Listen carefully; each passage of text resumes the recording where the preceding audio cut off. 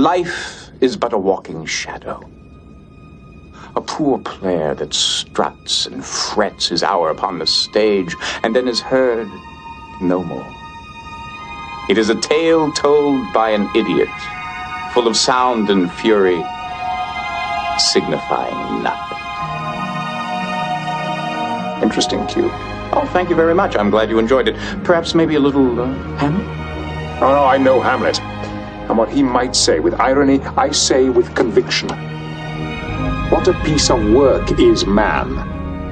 How noble in reason, how infinite in faculty, in form, in moving, how express and admirable, in action, how like an angel, in apprehension, how like a god. Surely you don't see your species like that, do you? I see us one day becoming that, Q. Is it that which concerns you?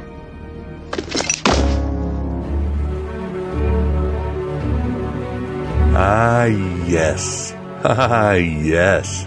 How about some Star Trek inspiration? Since this episode will be preggers with inspiration. How about that eternal Gnostic dialectic between Q and Picard?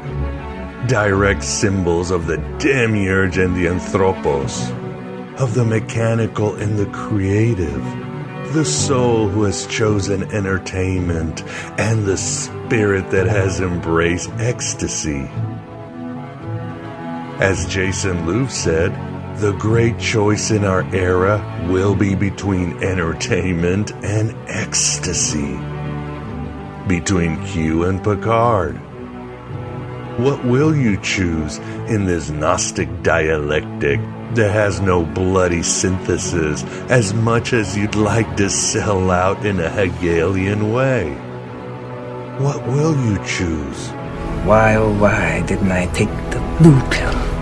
I'll let you decide at the end of this inspirational episode.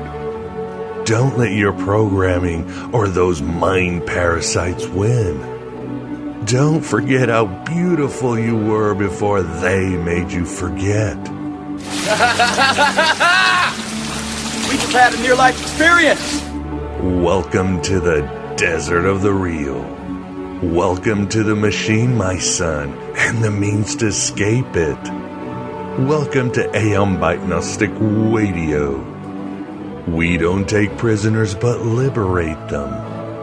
We are not the final authority on anything, but hope to be an endless possibility for everything, including you finding the mystery that works for you and only you. Divided we stand, together we rise. We run with those searching for the truth and avoid those who have found it. Or as Clement of Alexandria wrote, the Gnostic so addicted to truth as not to need to use an oath. And as always, we're writing our own gospels and living our own myths. What's the meaning of the universe? What's the meaning of a flea? It's just there. That's it. And your own meaning is that you're there. Now we are so engaged in doing things to achieve purposes of outer value that we forget that the inner value, the rapture that is associated with being alive is what it's all about. Thanks for being here, you Johnny Cash Bodhisattvas, you spiritual entrepreneurs, and you modern-day Tom Sawyers, your mind not for rent to any god or government. As always, I, your host, Miguel Connor, is honored to be your Pompatus of Gnosis. And together, we're the ones eternally walking away from Omelas. What is the world, then? An illusion. One which we can either submit to, as most do, or transcend. What is it to transcend? To recognize nothing is true and everything is permitted. I mentioned this was an inspirational show. Why is that? Because our astral guest is an inspiration. An up-and-coming and already there leading voice in the esoterica and the future of mysticism in the Black Iron Prison. That is artist and magician Alex Kazemi, who materializes at the virtual Alexandria to discuss his new book, Pop Magic, a simple guide to bending your reality. Is this all real? Or is it just happening inside my head? Of course it's happening inside your head, Harry. Why should that mean that it's not real? The caterpillar told Alice, "You are a terribly real thing in a terribly fake world. And that, I believe, is why you are in so much pain." Alex's story is inspirational, in part because he overcame so much pain at a very young age in a terribly fake world. And you can do the same in that pain. And like Alex, you can bend reality. You'll find ways in his fantastic story and a fantastic interview. Youth may be wasted on the young, but not magic. Clearly, fame isn't everything. As a bonus, since we could only do about an hour, as I had health and child commitments, we'll do a trimorphic paranoia, where my friend and often co-host Nate Miller, aka a cult fan, will provide commentary. And like Alex, he'll share what it is to be doing magic like a millennial Simon Magus in the 21st century without selling out to Yaldabaoth. Do you think God stays in heaven because he too lives in fear of what he's created here on earth? Yes, very inspirational, I tell ya. But all Aeon Byte shows are inspirational. Even the dark ones, even the grim topics. In an upcoming interview, Astral guest Beth Martins, also magician of sorts and cancer survivor, tells us a very Gnostic truth. That is, when you face the horror of existence, it's not your innocence you lose, but it's your ignorance. Simple as that, and big difference. The horror has always been there, and it's coming for you. But your innocence is eternal and can only be hidden by the holograms of the archons. Your innocence is part of your divine spark, part of your innate magical nature and Athena wonder. You will never lose your innocence, but it can be buried in the mud of entertainment and the dialectic of cute. You're innocent right now. The quest is to be liberated from the negative, which is really our own will to nothingness. And once having said yes to the instant, the affirmation is contagious. It bursts into a chain of affirmations that knows no limit. To say yes to one instant is to say yes to all of existence. Yes, it's all inspirational here at the Virtual Alexandria at Aeon Byte, just as you are inspirational, so stop denying your potential. As Mark Twain allegedly said, the two most important days of your life are the day you were born and the day you find out. Back to Beth Martins, her book on archetypes also quotes Rumi, who said, "There is one thing in this world you must never forget to do. If you forget everything else and not this, there's nothing to worry about. But if you remember everything else and forget this, then you will have done nothing in your life." Do you know what the secret of life is? No, what? This. Your finger? One thing. Just one thing. You stick to that and everything else don't mean shit. That's great, but what's the one thing? That's what you gotta figure out. don't know, but I have a feeling that one thing has to do with somehow inspiring others through your innate, innocent, and magical self. I hope I have inspired you as Alex inspired me, and many of you inspire me. Hell, I like you. You can come over to my house and fuck my sister. And what is magic? Anything that expands your consciousness beyond the boundaries of mundane reality. Anything that awakens you beyond your evolutionary programming of food, sex, and shelter, which, according to Donald Hoffman, robs us of so much truth that animals and children and mystics see around without a problem, and into creative realities that actualize us to that place where the fallen angel meets the rising ape, in that eternal ecstasy of wholeness. I am not a number. I am a free man. Doesn't matter if your magic is art, invention, explorative science, or ritual. From a Gnostic perspective, April DeConnick describes well what Gnostic ritual was about.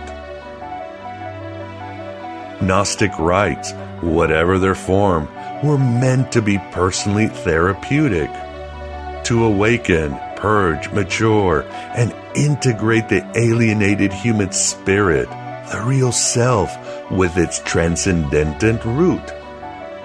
The goal was to heal the separation anxiety that had started it all. Usually, divinities from the transcendent world came to Earth to assist and teach humans about their predicament and whatever rituals are needed to liberate the spirit. By the power of truth, I, while living, have conquered the universe. Personal motto? From Faust. That's about trying to cheat the devil, isn't it? You'll see this in our interview with Alex. You'll see more soon in a new creative reality. Find out that one thing you must never forget to do and why you were born. Maybe Aeon Bite is my one thing. The entire world, basically, has rejected everything I've offered beyond this venture. And all I have is here at the virtual Alexandria. In other words, I have eternity. I have a place the world forgot, but imagination forever remembers. And the best is yet to come, as with you. Let us do the interview with Alex Kazemi, and then, for AB Prime members and patrons, to Nate Miller, the occult fan.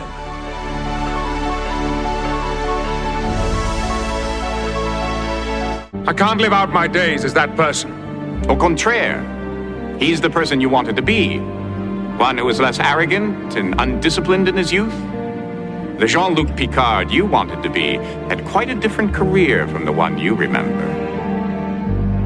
That Picard never had a brush with death, never came face to face with his own mortality, never realized how fragile life is or how important each moment must be. So his life never came into focus. He drifted much of his career, never seizing the opportunities that presented themselves. He learned to play it safe, and he never, ever got noticed by anyone. You're right, Q. I would rather die as the man I was than live the life I just saw. That's the reason that we fascinate you so. Because our puny behavior shows you a glimmer of the one thing that evades your omnipotence. A moral center. And if so, I can think of no crueler irony than that you should destroy us, whose only crime is being too human. Jean-Luc. Sometimes I think the only reason I come here is to listen to these wonderful speeches of yours. This is the Aeon Byte interview, and with us we have the pleasure of being joined by Alex Kazemi to discuss his book, Pop Magic, A Simple Guide to Bending Your Reality. Thanks for being here, Alex. Really appreciate your coming on and really enjoyed your book.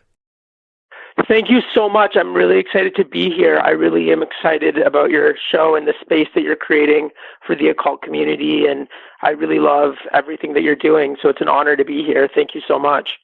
Truly appreciate your kind words, and the pleasure is all ours. We're all doing our part to bring a little more light in this world, and with us, somebody who always brings a lot of light is the Moondog Vance. Thanks for being here too, Vance. My pleasure. This will be a refreshing change from the big band magic I've been doing lately. Indeed. Yeah, very refreshing. That's what I love about this book, as we were talking, Alex. It's very accessible. It's very with the times, but it's very practical, but it's also very poignant and very inspirational at times. So great job. And in fact, I love how you start the book in a very Gnostic way. The book is dedicated to, quote, anyone who has ever felt like they don't belong in the world.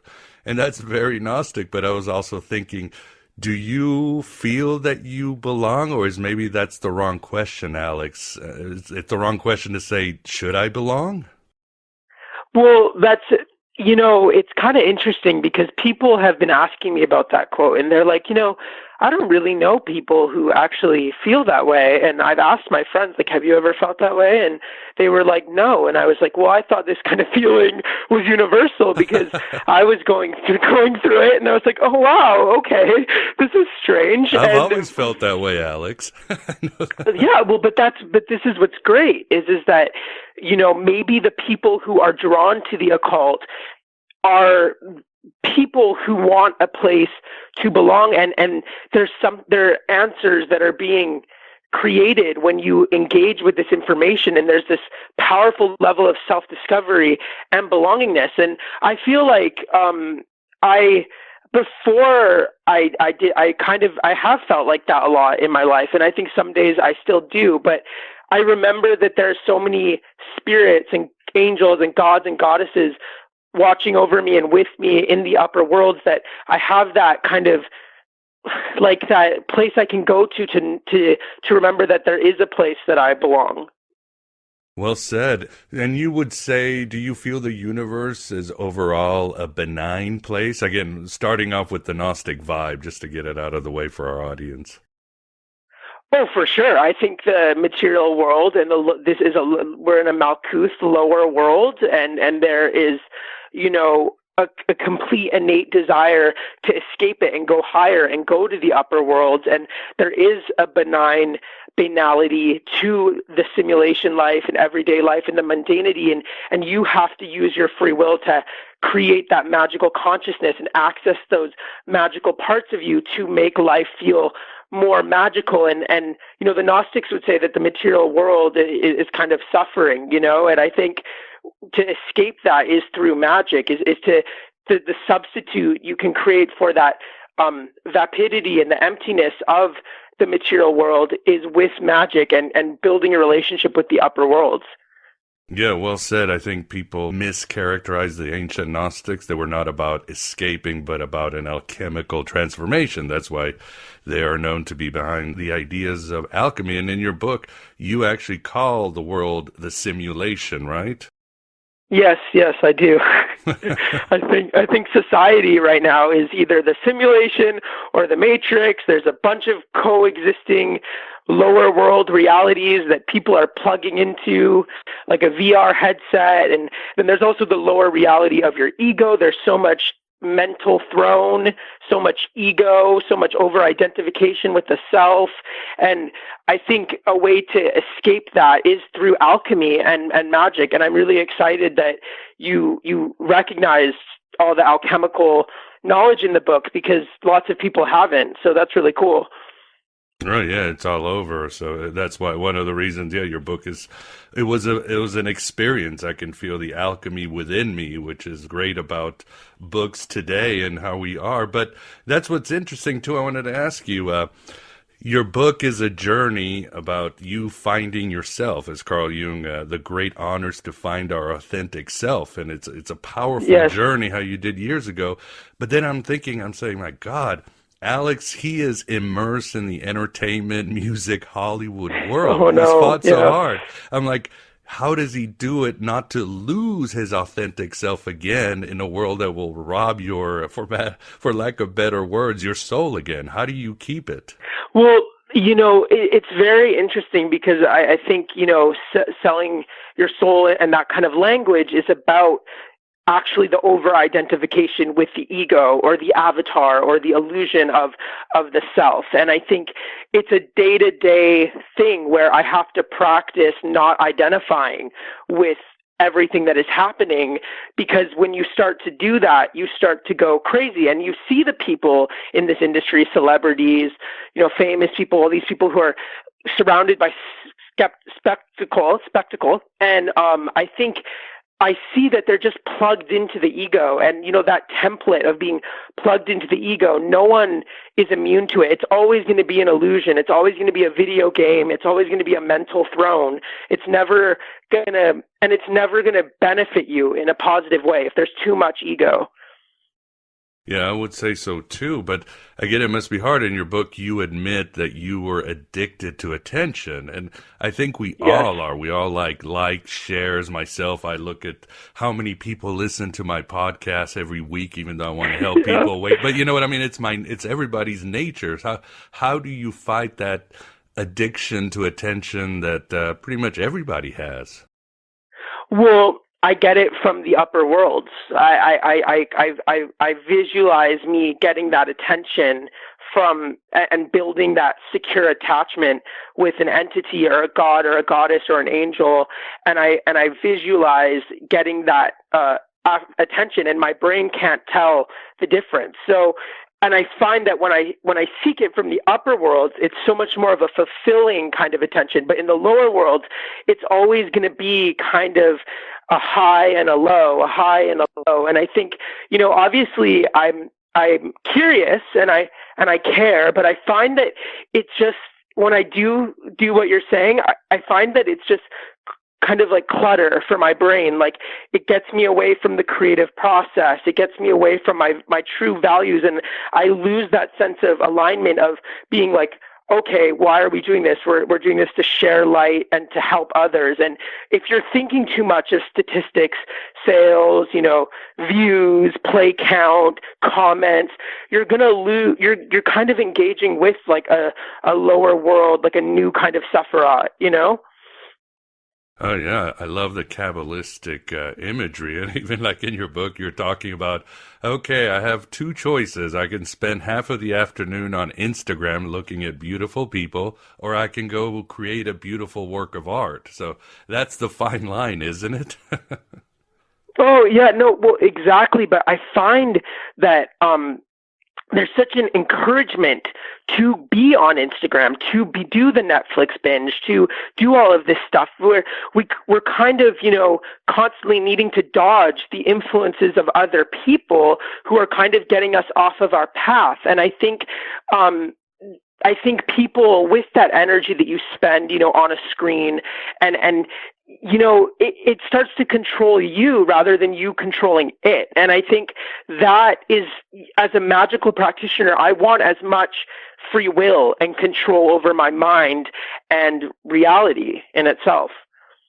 So you are a proponent of free will. You think we do have a free will, we're not slave to the stars and so forth? No.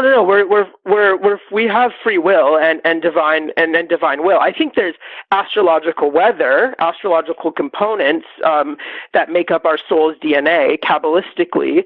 But I think, and I believe in our soul's corrections are in our astrological chart. And I think there's a lot of information. And whether it's just psychology or paranormal or metaphysical, it kind of doesn't matter, because if you are taking that positive step to notice the negative attributes of yourself and you want to alchemize them and go from lead to gold and be like, oh, well, my Cancer neediness can be transmuted into cancer creativity. I mean, Carl Jung would say, language is just a way to organize chaos and a way to create something where you have that better self-understanding of yourself. And language is so powerful in that way. So it doesn't kind of matter if, astrology is real or not. It matters that the way of using that template with the intention to fix or change or acknowledge certain attributes of yourself is being done, and that process is happening. Well said indeed. Well, let's back up and talk about in the beginning, or about your book. How, Alex, did you come about Pop Magick, which happened, about 5 years ago? With the book title? Or how did you discover the art of Pop Magick? Oh, yeah, it happened 5 years ago. Well, a spirit came to me on my 21st birthday, and I was in a very nihilistic, apathetic, materialist place, and I actually was very cynical of spirituality, cynical of positive thinking. I was, very anti everything, which most, late teenagers can be, but I had kind of been at a rock bottom point, and I kind of reached out to the universe and was like, okay, if there's anything. And a spirit came to me and said, research witchcraft, research magic. And when I encountered it, and I was like, wait, something is clicking. This is what's missing. It felt like a reconciliation, a reconnection with myself, and a reconnection with a part of me that maybe was stolen from me, and I had to go search for it, but I found it again, and I just became obsessed. I just immersed myself in all of the occult literature, everything I could find, watch every video, buy every DVD off eBay from Disinfo, everything that I could figure out on how I could, consume this information, and I just really one day believed that I could also one day write a book like this. And a spirit came to me about 4 years ago and was like, you will, in the early next decade. And I didn't believe it. And everything the spirit told me had actually ended up happening. So it's really weird. That's awesome. And would you say that you were always a spiritual, sensitive person, or who had open channels of communication with other worlds? Because some people might think, well, is this accessible to all if we seek, or do you have to be born sensitive to these energies? How was your childhood? I was very emotional and very sensitive, but I was also persecuted for being sensitive and being emotional. So there was this internal war of feeling frustrated, oh, I want to feel so much more. I like feeling, but then people would tell me, no, don't do that. And so that created kind of an internal chaos. So maybe that's how my spirituality got lost. But yes, I was always an open, receptive. If you look back at the kind of things that I was interested in my childhood, they're very dreamy and magic-like. And that's what I mean, that it feels like a reconciliation. No, that makes sense. And so how would you define Pop Magick? Of course, I've written so many notes in your book and on paper. And let me see if this is the right one. The science, art, and practice of bending reality in accordance with your true will. Science, art, and practice of accessing your divine will to bring order to chaos. Is that it? Yeah, that's how I would define magic. And, it was very freeing to write that down, because I was very frustrated in reading a lot of magic books at how overcomplicated and bloated a lot of the information was. And there's just so much to decipher. It's like hieroglyphics almost. And that's fine. I understand that part of magic and reading occult literature is very invigorating and exciting. And I totally love that, but I wanted to kind of say this stuff in a very accessible way of the two definitions that I felt encapsulated what magic is. And one, I guess, definition that probably should be addressed because it's still so misunderstood.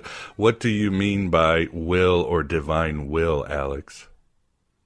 I mean, by divine will and free will, I mean that it's about a choice, and your choice to react to certain things, your choice to will things into existence, your free will to think a thought, to manifest a vision.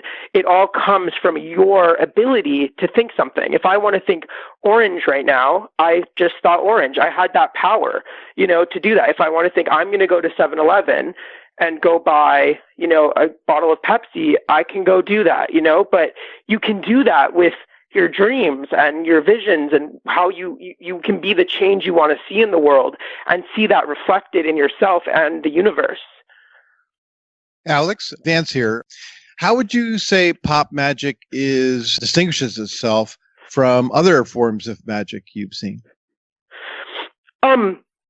Well, I think, this is kind of the strip to the core, strip to the bone, what magic is. If even you don't believe in magic, if you're reading this book, you'll find out what people who are doing Satanism or La Santeria or hoodoo or any of that kind of stuff or different variations of magic, it all goes back to these core practices of, visualization. And that's why I say in the book, this is no different than what you learn on Oprah or from New Age books, as much as disappointing that is.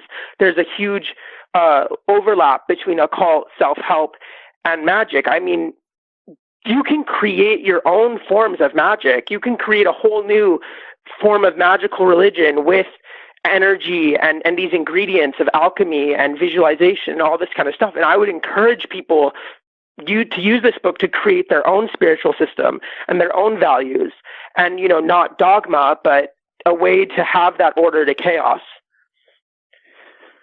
So it's like a toolkit, a way that you presented it to people that makes it easier for them to create such magic. Exactly. It's like a treasure chest. It's like a treasure chest of tools to be like, no. Maybe I don't identify with what I read in that weird magic book I bought, or what I read on Reddit, or what I saw on YouTube.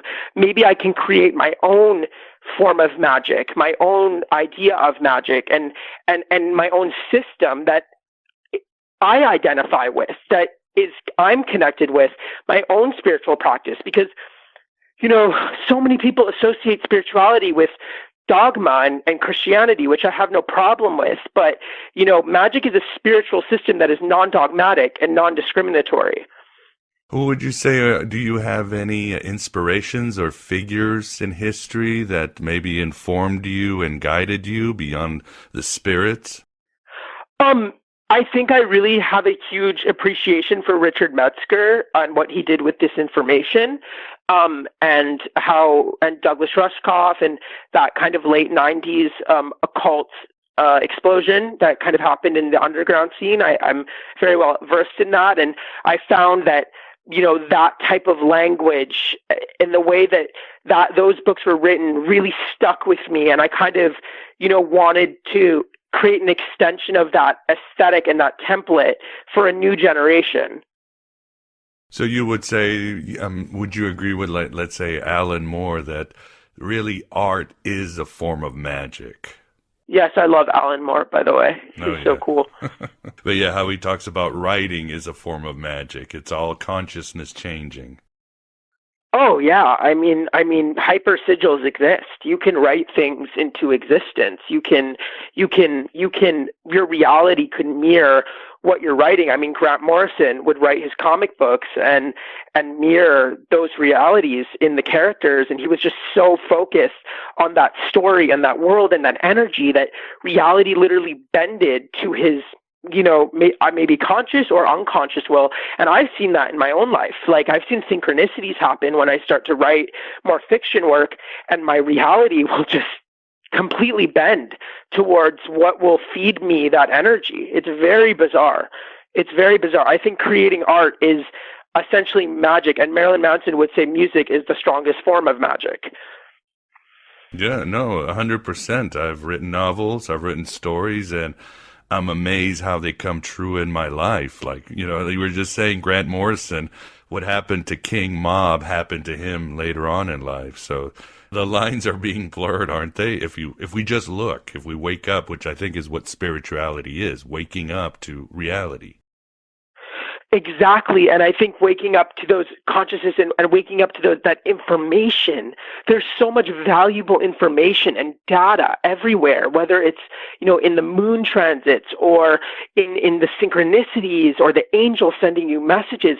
You have to wake up to it, and it's very bizarre. I think of life before having this magical consciousness. I'm like, what was that? It was like I was like walking like a zombie, like I was sleepwalking, like I was not attuned to all this stuff. And, I always go into a metaphysical store and talk about this type of, mentality with people. And they say, you can't go back asleep once you've woken up. Like you're open now. This is the path of you can't unlearn this knowledge. You just can't. It's almost like it's in your soul. It's embedded now. Yeah, you can't take the blue pill like Cypher. I guess you could. Yeah, no. I mean, I couldn't imagine life without magic. I mean, I'm such an advocate for such a real Herculean magic where you survive the labors, you survive the trials, and you transform. And I have such a desire to be an advocate for that, because there's so many people where when tragedy happens, they don't show up for the magic, and they don't show up for that opportunity to transform or to alchemize. And that's kind of the ultimate blessing, is those trials and tests. How about when people say, well, what about using magic for selfish reasons, for only material reasons? I guess my stance would be like what Carl Jung would say, that something that makes you conscious and more connected to the world, you will organically just do it naturally for the good of others and for the good of yourself. But what is your stance with people using magic just for material needs, or what has your journey taught you about these things? Well, I have done magic for selfish reasons and material things, and it felt very, it threw me into more illusion, more disconnection, and dark, and a bit of darkness. But I could attain these things through magic, and I was getting them, and it's almost like just, something wasn't landing into the soul, the result. Like I would do the visualizations on the full moons, and then I would do the work, and then I would get the things, and I would be like, like this is strange.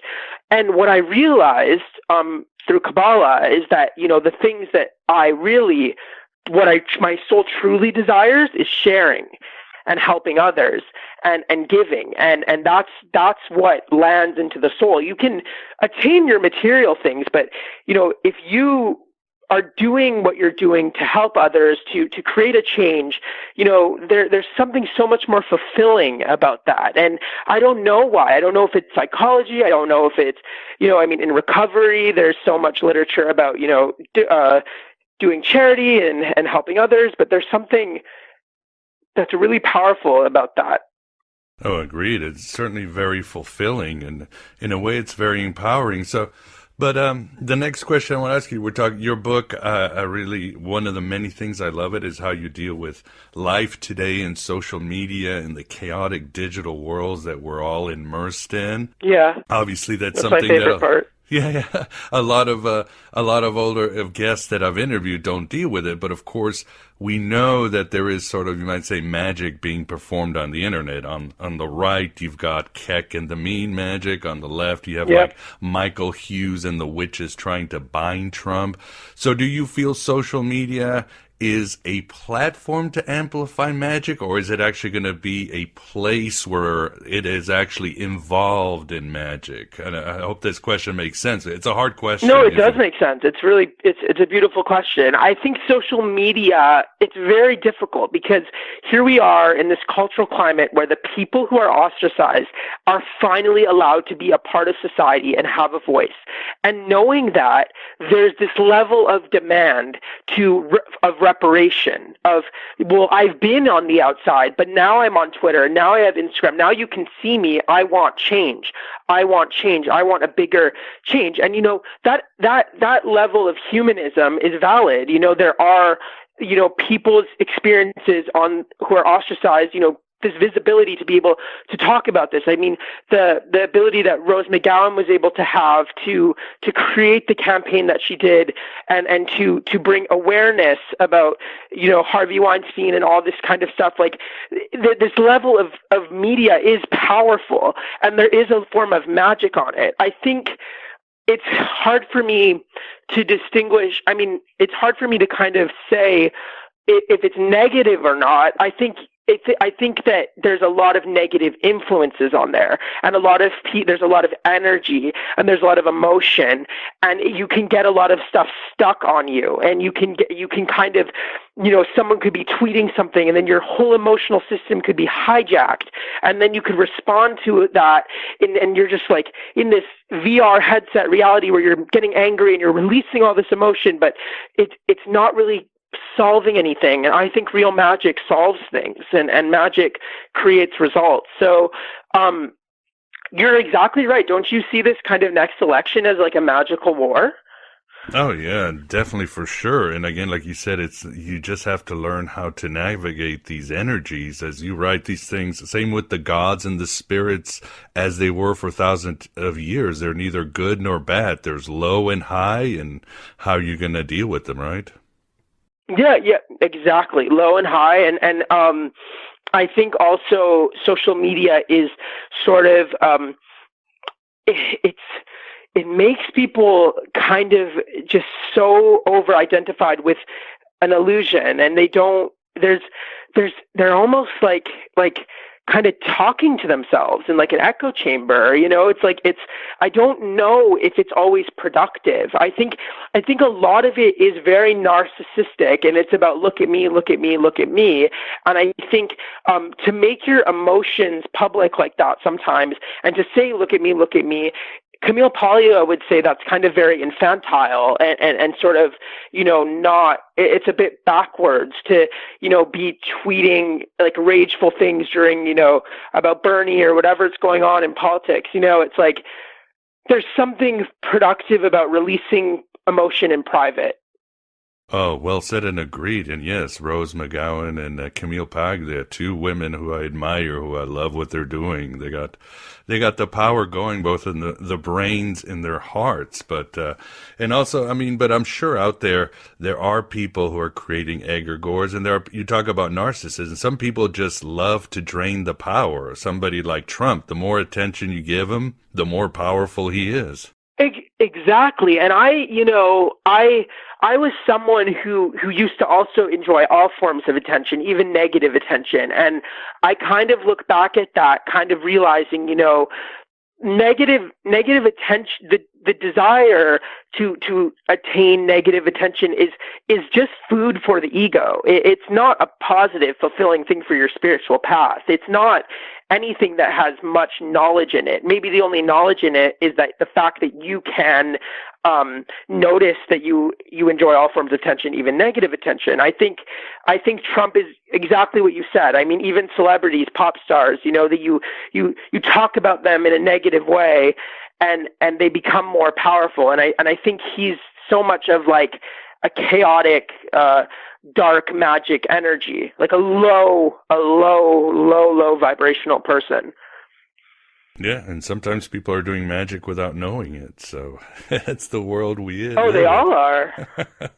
I agree with you on that. Yeah, the social media is full of power and consciousness and energy you could siphon or use it. So it's a good thing we've got people like you, because I think these are important warnings for people using magic for the future, for those who feel they don't belong and everything. I'm glad you're at the forefront of this, Alex, and I hope you definitely keep it up. And another thing I admire about your views, Alex, is you're very poignant and honest about your ideas on porn, masturbation, and dating apps. Yeah, I know it sounds strange what I said, but I think it's important in a world where young men are not being initiated, but they're sort of sent into a state of constant immediate gratification. So tell us how to navigate these ideas in a world where, again, people aren't being initiated either magically as men or even as women. That's so interesting, because I almost was thinking about, the alt-right and these young men who have like formed wolf packs online and, incels and all this kind of stuff of needing that male camaraderie and needing that connection, and how you said the language of initiated. It's so interesting. There might be something about male energy or masculine energy that desires a sense of initiation, and maybe that's why frat parties and all those rituals are so ritualistic. And you kind of think of how our culture and male culture exists. It's very interesting to think of that from a primal, animalistic point of view. And I would say that there's a lot of negative influences for young men to navigate today. And I think don't drink the Kool-Aid. Question everything. And question the amount of consumption, and also I don't think it's a positive thing at all. I mean, I think it can be really difficult, and I think sex energy is so powerful, and if you can learn how to direct that and transmute it and alchemize it, I mean, no one teaches you that in school. You're not learning that from rappers in their songs. I think there needs to be a level of dialogue about alchemy, especially with young men who are struggling. Oh, agreed. And you give instructions. For example, you say, if you have the urge to masturbate, and thank God I'm not a young guy anymore, because with Tinder and free porn and all that, too much temptation. I liked it when I was young, when you actually had to go and talk to women in real life and all that. Yeah. But you say, no, instead of wanting to masturbate, focus your energy on something else, transmute it, and create something better. Yeah, absolutely. Because you have to, like you said, it's endless. It's almost programmed to make you addicted. Because, in 1999, you could turn off MTV. You could, close a magazine. A book is over. Now there's this endless amount of information and stimulation and pleasure that the brain just wants constantly and craves it. And it's just an endless feed of, people can spend hours or on Pornhub and not even know it or care about it or even think that it's wrong, because men are programmed for that entitlement to be able to do that. That's just a part of being a guy. That's just male culture. But you see in relationships, and there's so much issues amongst young men today where they have such high standards from pornography that they can't even really connect to a real woman. Oh, agreed 100%. So it's something we need to work on. I guess going back to just magic in general, and again, you address this in your book, Pop Magic, but the $1 million question would be, Alex, how do you know when magic works? And I like how you write, it works when you let go. I love that. Yeah, I mean, if you study like all of the, nature of vibration and detachment and all that kind of stuff, but as soon as I forget or I let go emotionally, for some reason, the ritual happens. I mean, that was my favorite chapter to write, actually, one of them. You Are the Illuminati, and that one was one of my favorite chapters to write, because I was reading all these magic books, and no one was talking about this experience of how these spells happen. And I was very like, okay, well, I have my data, I have my magical data, I want to say something.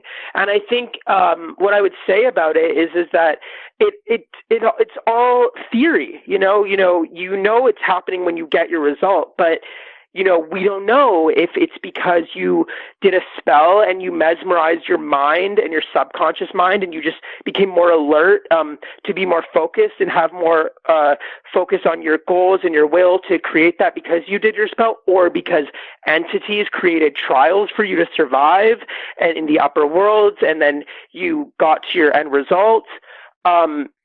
It's sort of, I mean, what would you say, like from practicing magic, like what would you say is, how do you think it manifests? Oh, well, there's so many levels. I mean, I've done ceremonial magic. As we were talking before, I did a little sigil magic from your book. And I think I agree with Gordon White. It's about probabilities. And sometimes, as you said, there could be blowback. There is karmic forces that need to be evened out. So it's probabilities and it's practice. And at the end of the day, I try to do it mostly for expanded consciousness myself. I rarely do it that much for, material things, or I try to do thy will be done kind of thing. But that would be my view in what I've practiced. I mean, I think we both agree awareness and meditation are key to make any magic work or to understand how it works, right? Exactly. And it's so interesting you say that, because people who have been reading the book have been like, my mind is so distracted when I'm trying to visualize. And I was like, oh, wow, maybe I've had that ability to clear my mind because I've been practicing meditation for so many years. And I've been able to enter that state to when I do a spell, I can completely focus on the feeling, the image, the end result, and believing that it will manifest. And I think meditation is a huge key to magic and also surviving the current cultural chaos. I mean, if you view your thoughts as just speeding cars passing by, you can start to notice, the more uncomfortable feelings, like the desire to, click Twitter or click Instagram or all that stuff. You can just notice it just as like a color passing by or a feeling passing by, and that's all it is. You don't have to really identify it as something negative. You can just kind of observe. And I think meditation helps magic because it's how you get focused. Exactly, and how you negotiate the shifting changes. Again, sometimes there's a little bit of blowback. Sometimes you need to see things that aren't there that are manifesting, and I think... Oh, yeah, and you have to grow. Oh, very much. You have to grow. Mm-hmm. And I think magic in its true core, which, if someone was to read this book and to manifest their dream life for this book and kind of get to a point where, okay, well, I used pop magic, I got my material attainment, I used alchemy, I changed everything, I got my life. Well, why isn't my soul particularly fulfilled? I would say the next level of that is Kabbalah, and studying the Kabbalah and the Sephiroths and the Tree of Life, and understanding how to do the corrections on all of your negative attributes and your automatic responses and correcting those things. And I think that's really important for people to have practiced magic, to explore. I mean, if you feel called to Kabbalah, I think that is something that is very powerful, or just, the knowledge to recognize attributes of yourself to correct. I think the true soul work that wants to be done sometimes happens in magic. It does come up, with the probability that it might not work out. And I think when it doesn't work out, I've always gotten something so much better in the future, and that's what's so beautiful about paying attention to these patterns and stitching of the universe.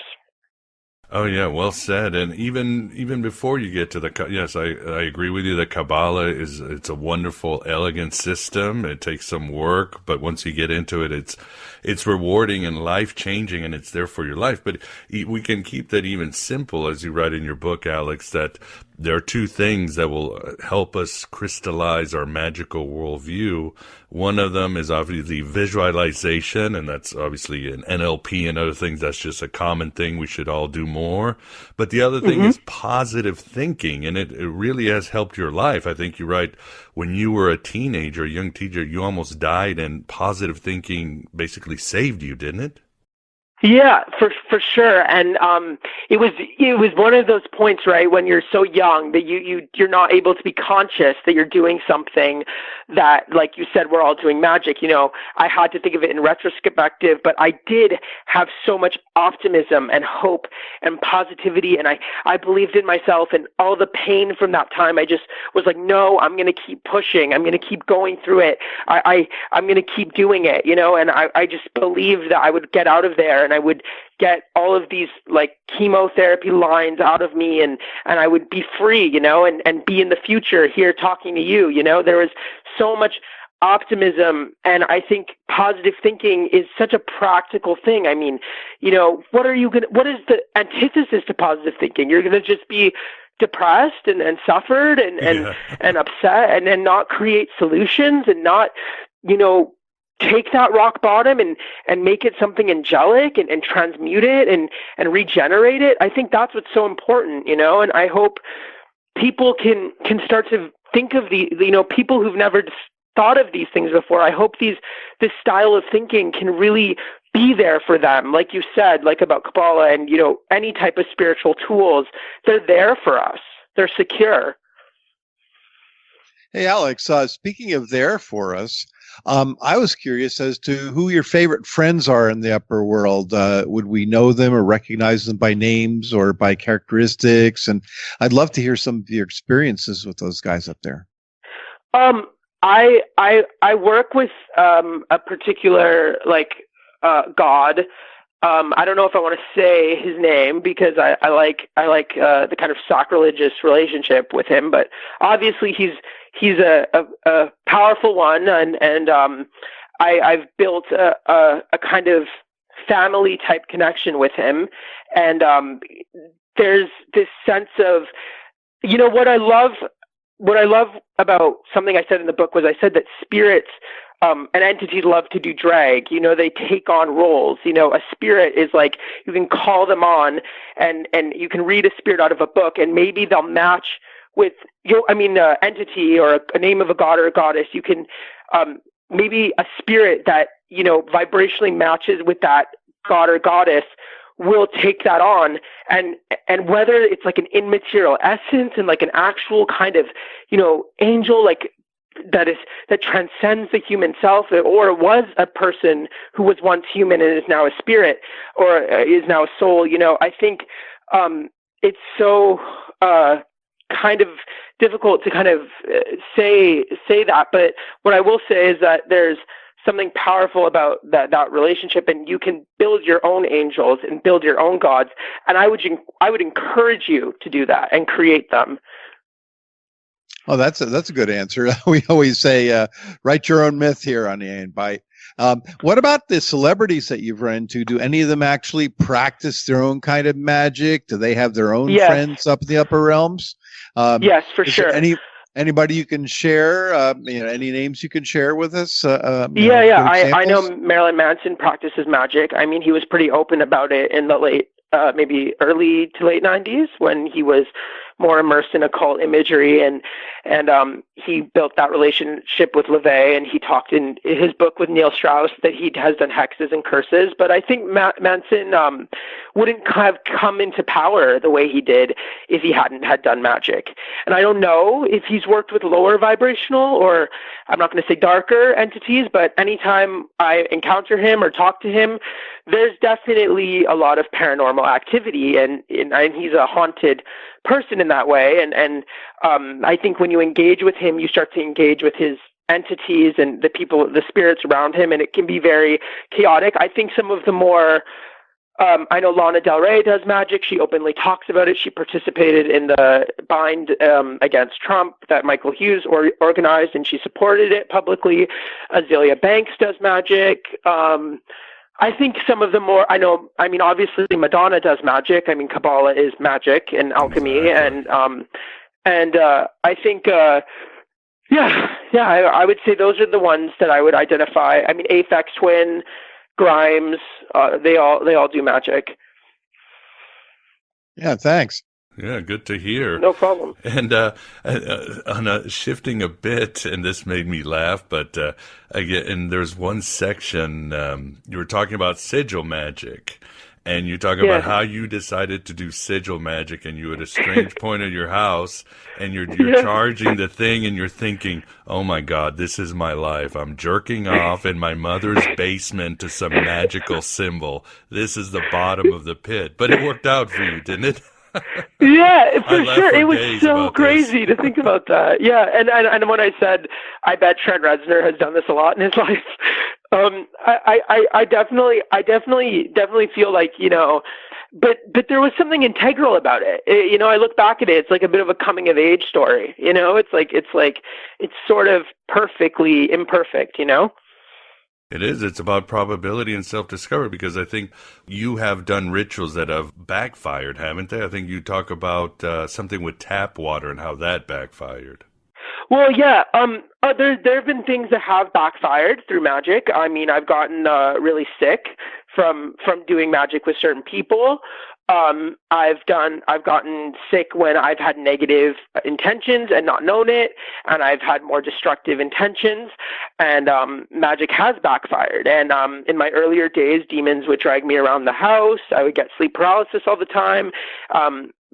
Someone who knows Kenneth Anger told me that is kind of what opening up yourself on the astral world is like.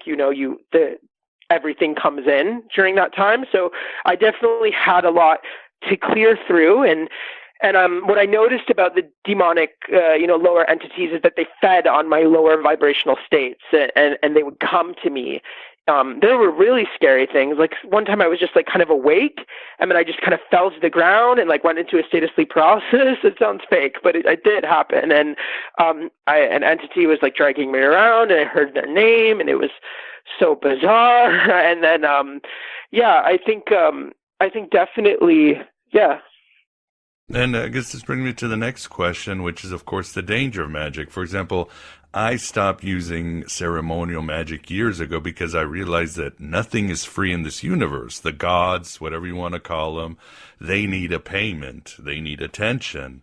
So, and there are some things like sigil magic where you're charging, as you talk about, with your sperm. And like the ancient Gnostics, you're sacrificing sort of the light within you to charge it. So how do you feel about magic? Is it's not free, or how do you navigate it where you don't owe some giant entity a big chunk of your soul or life?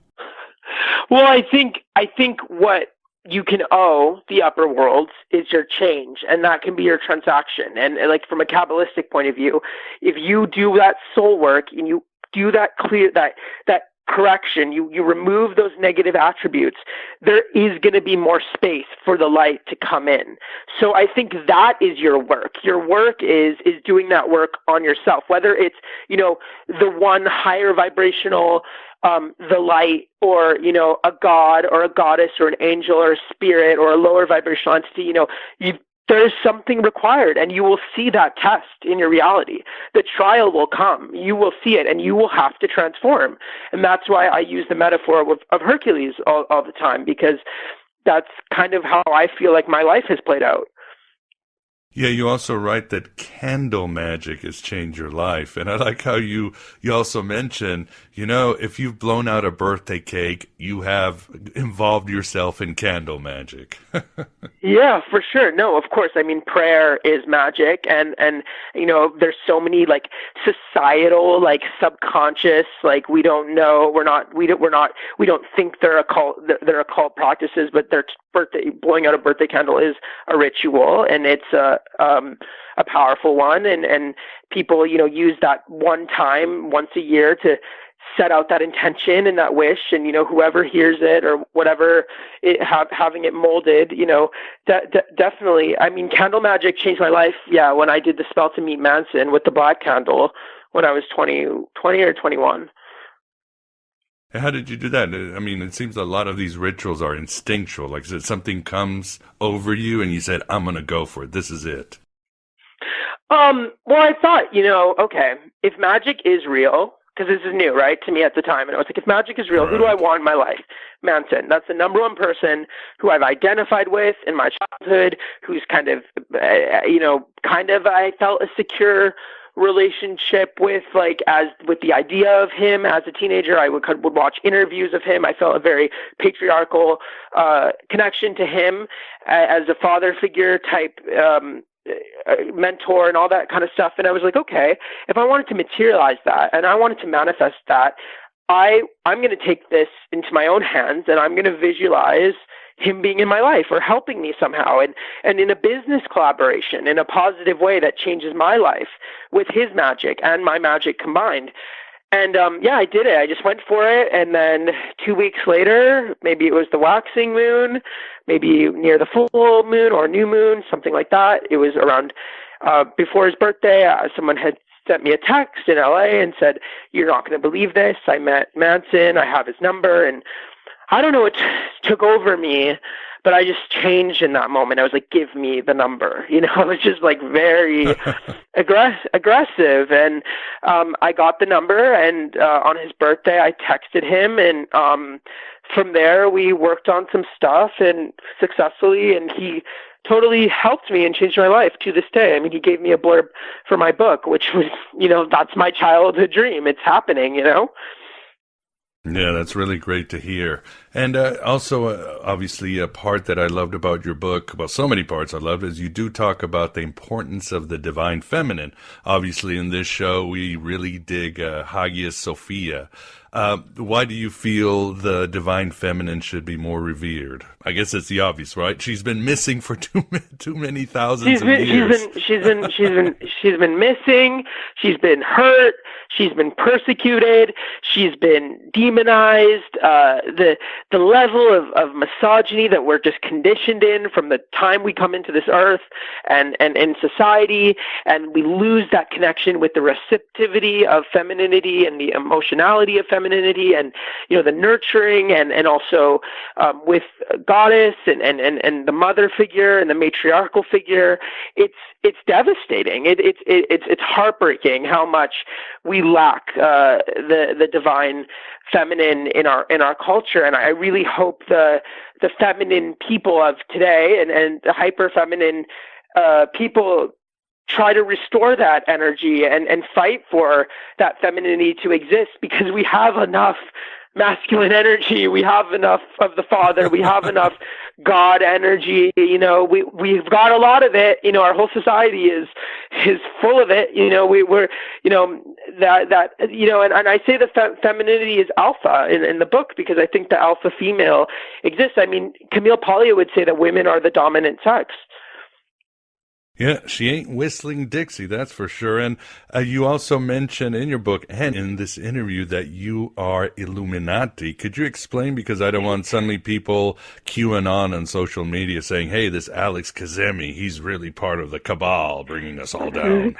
Oh, my God. Well, the chapter You Are the Illuminati kind of reveals that there are people in power doing magic. It's a fact. There are a lot of advertising and magical practice and PR. I mean, Crowley could be looked at as like the first stuntman and PR showman, of our world and kind of celebrity. I mean, Manson would say Jesus Christ was one of the first celebrities. I mean, I think there's so much magic being done on us. Well, let's do the magic back. Let's make a response and let's realize we are not separate from our icons. We're not separate from people in power. We are those people in power. We can be those people in power, and we should aspire for that so that we can make those changes in our world and not complain about it. And I think being in the Illuminati means that you have these occult values and magical values, whether you feel comfortable enough to share them, but you're practicing magic and you're creating that change and being that change in the world. And I think, You Are the Illuminati is a chapter to deprogram from society and deprogram from conditioning and approval addiction and all of it, or figure out who you are without your programming, rake through your mind and take out what doesn't belong to you and give it back to society. Oh, well said. Yeah, the deprogramming. And as you write, the elite have been using sigil magic on us, symbols. The old saying, millionaires don't practice astrology, billionaires practice astrology because they know it works. That's the truth. It's time for the common guy to know the same techniques they've been using on us for thousands of years. Of course, and it's so disturbing that occult knowledge isn't our birthright to access, that we have to rake through society and not magic, but rake through to find magic, and we're not taught from kindergarten how to do magical alchemy, how to visualize, and just have all of these occult tools ready for us from the get-go. This treasure chest, we have to go out and find it. But yeah, no, you're right. In advertisement, in music, in pop culture. I mean, pop culture is like a form of mass programming. I mean, I fully believe that. I mean, you're all sitting there focusing on one thing with the intention and energy. I mean, it's so it's so magical. And I think, that you should want to escape those vortexes, and create your own positive vortexes. Like you said, you've written many books, do that creative thing that you're called to. Listen to your soul's instincts. Maybe you're doing something that you're conditioned to watch Netflix or to watch the MTV Music Awards. People don't do that anymore, but you know what I mean? Like a kind of event that the Oscars, lots of people watch the Oscars, so that's a great one. I think, don't do things for a sense of belonging, because that sense of belonging is always with you in the upper worlds. Well said indeed. And yes, and as we here at the end of the interview, and I highly recommend you read Pop Magick, audience. Gordon White likes to criticize millennials and Gen Zs for not reading books. This is a time you need to start reading, and this is a book you should start with. So highly recommend the book. But where can audiences learn more about you, Alex? Well, I have no social media accounts, so I guess you could learn about me through reading my books and starting off with Pop Magick and from this interview. I think that, telling people about the book with friends and, creating this secret to pass around and reveal it to people. And you can find me in bookstores. That's how you can learn more about me. Good. More people need to hang out in bookstores, so hopefully you'll be there so they can find you. And you yeah. We can go discover the book. Yeah. Oh yeah, I do. Oh yeah, of course. Oh my God, thank you so much. AlexKazemi.com, and I also have an email which is very late 90s. But if you want to write me a letter, if you liked the show or you liked anything or have any questions, you can email fanmail@AlexKazemi.com, and that's how you could reach to me and write me a letter or something like that. That's how we could connect. Awesome. Well, you heard it here. And of course, as always, on the show notes of the podcast, I will have links to Alex's book and to his website. Well, we are at the end. First, I'd like to say, Vance, thanks for keeping us company on this magical journey. Oh, no problem, Miguel. Enjoyed it. And Alex, good luck with the book. Yes, sure. Thank you so much, Vance. I'm really appreciative for everything you did today. Yes, okay. Alex, thank you very much for coming on AM Gnostic Radio, or Wadio as I call it, and good luck with the book. Highly recommend it. It took me an evening to read it, and it's very actionable, very approachable, and good stuff, and I'm glad it got written, and hopefully will inspire the youth today, which needs as much inspiration as possible. So thank you very much, Alex. Thank you so much, and I hope you have a great night. And there you have it, my beloved truth seekers. Our electric interview with Alex Kazemi on his electric book, Pop Magick. As I said, and you probably believe by now, youth may be wasted on the young, but not magic. And I also mentioned that as a bonus, since we could only do this hour as I had health and child commitments, we'll do a trimorphic paranoia. We were joined by my friend and often co-host Nate Miller, aka Occult Fan, who provided commentary. And like Alex, he shared what it is to be doing magic like a millennial Simon Magus in the 21st century without selling out to Yaldabaoth. Miss it not, and please become a member of Patreon at Patreon for all this inspirational heresy. It really helps grow this Red Pill cafeteria. Only $6.99 a lunar cycle. You won't find this Gnostic content anywhere else in cyberspace or even meat space. Damning your soul has never been this cheap, but you'll get your spirit back. Membership, or being a patron, includes full access to the archive with more than 13 years of high-quality interviews, and full episodes of my vlog, The Abraxas Brief. You'll also get an invitation to the Inner Sanctum of Gnosis Facebook group and the Discord channel. Even support in the form of some shekels to PayPal or the US mail really helps. I also have an Amazon wish list. Don't forget me books, like Voices of Gnosticism or Other Voices of Gnosticism. I can't do it without you, and the show has grown to the point advertisers want to appear. But they're rejected, as I only work for you and only you. You can do so many wonders. I just know it. I just know it. And you're so full of magic and innocence. Thanks for being here. Thanks for being yourself, your true magical self. Hello and goodbye, as always.